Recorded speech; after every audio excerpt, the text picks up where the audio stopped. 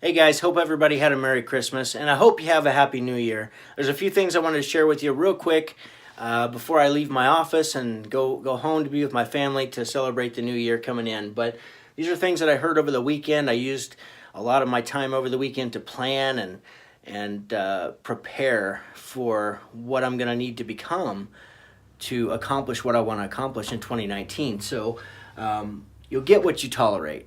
That is, man, that's a powerful saying. You get what you tolerate. So, what in 2019 will you not allow anymore in your life? How will you not allow yourself to act? How will you not allow your company to operate? How will you not allow your relationships to be?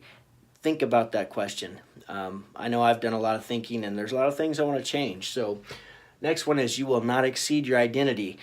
I think I've talked about this before, but what that means is that your self-confidence, nothing matters more in life than your self-confidence.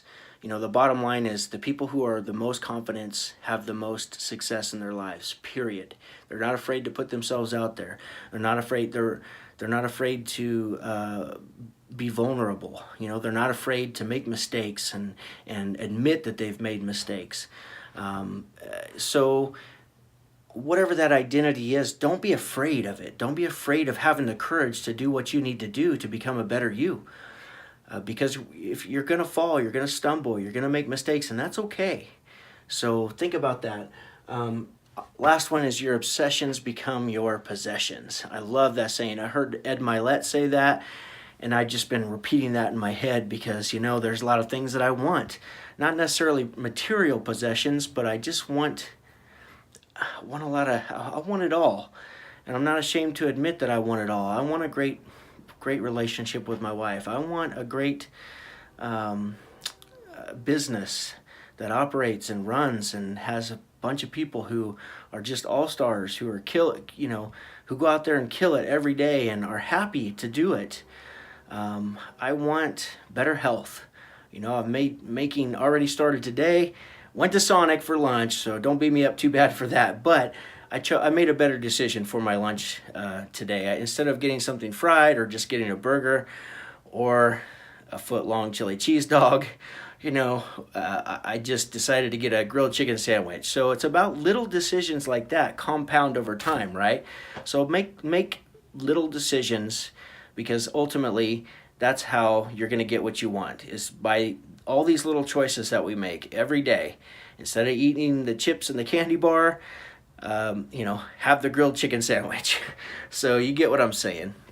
I wanted to take a brief moment just to show you this planner. So I've tried lots of different planners, but this is the one that I found to be the most effective, and I really like the way it feels.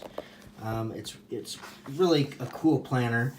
It's fairly expensive, and it did rip on me right here, but I used some glue and just glued it back together. But here's what I like about it is it has checklist. So I have, the things that I want to do, and I can just check them off. And then you have your make today worth remembering, which I can talk about. I just added some stuff that I want to work on this week.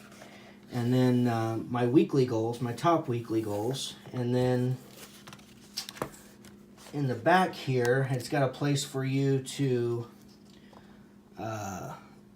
put some of your charting your progress, put your goals in there. I've worked on that just a little bit, but guys, this is a really cool planner. I can tell you, it's, like I said, a little pricey. This was actually a gift for me from an organization that I joined. Very nice, very grateful for it. Anyhow, I'm extremely grateful for that planner, but after trying several different planners, I've also tried Grant Cardone's planner. I could tell you by far this is the best one that I've found so far. It's fantastic. It helps you absolutely get some things done as long as you take the time to fill it out.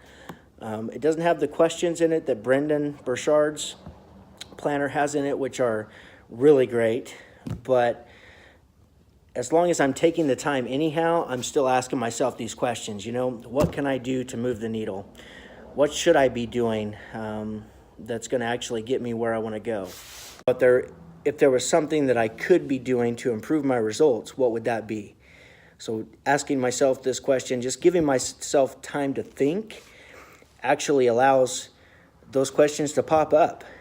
And so it's important to take that time, especially going into the new year. We all have goals and plans and whatever it might be. And I'm going to tell you that, honestly, usually about 15 days into it, that's about how long these New Year's resolutions last, is about 15 days. So don't be like the majority of everyone, the majority. Be the minority who actually sticks with your goals and make sure that you see them to get the results that you're after. So, guys, I'm wishing you a happy new year. Please be safe out there. No drinking and driving. Be with your family and loved ones. Be sure to get a big old kiss from your loved one when the clock strikes midnight tonight. And let's have a great 2019. I actually made a really long video on my phone today to share with you guys, but it is too big for me to download. I can't even put it into like Dropbox or Google Drive.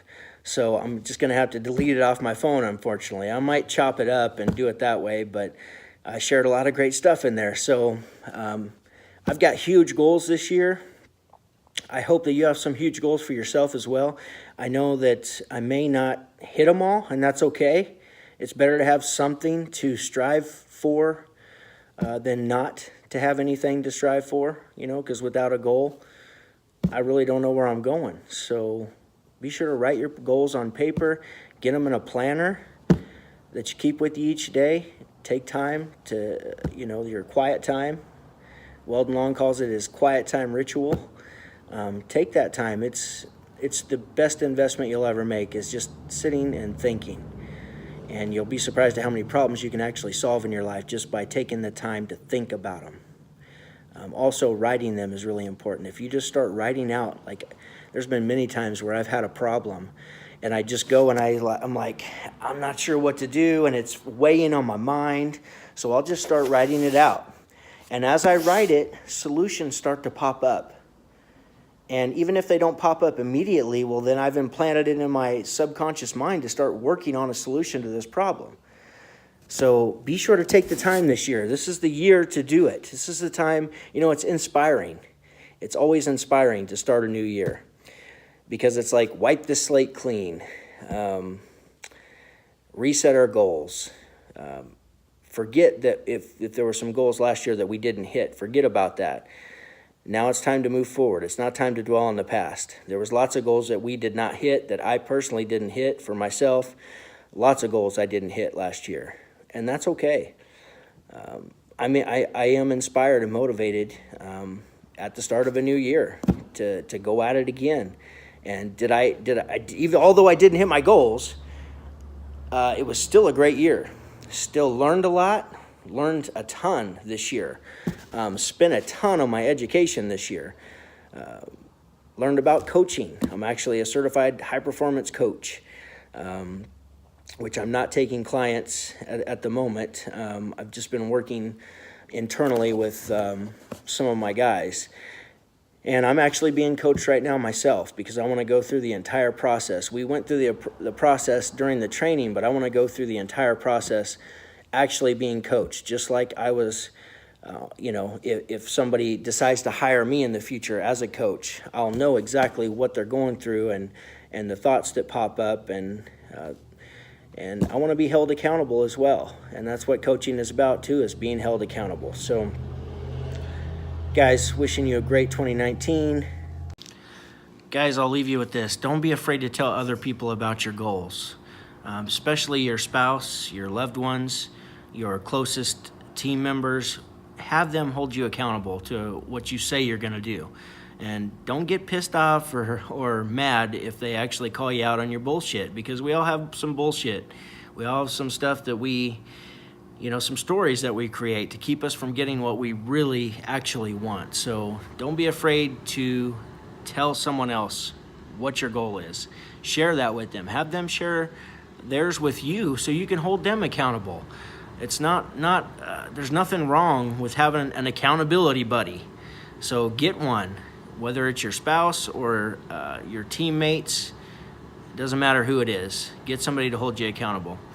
Guys, I hope you have a great 2019. It's going to be a killer year. We're adding another service. We added duct cleaning last year, and we are going to add plumbing this year. So that's coming up quickly. Finally, we got a plumber on board, and I'm really nervous about it. We got so much work to do to get that rolling. But hey, that's what it's going to take to get the revenue goals and the profit goals that I want to see in 2019. It's going to take an extra service. I just don't think we can do it alone, just with the HVAC service and the duct cleaning alone.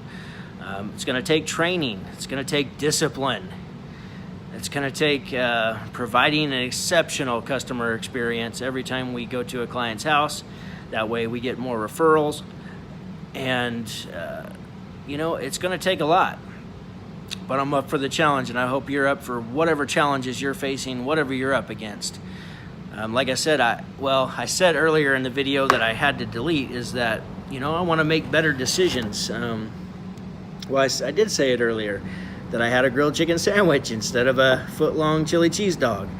Normally, I'd just get the chili cheese dog, but it's about those little decisions. So make each one count in 2019. Get out there, go make money. Boom.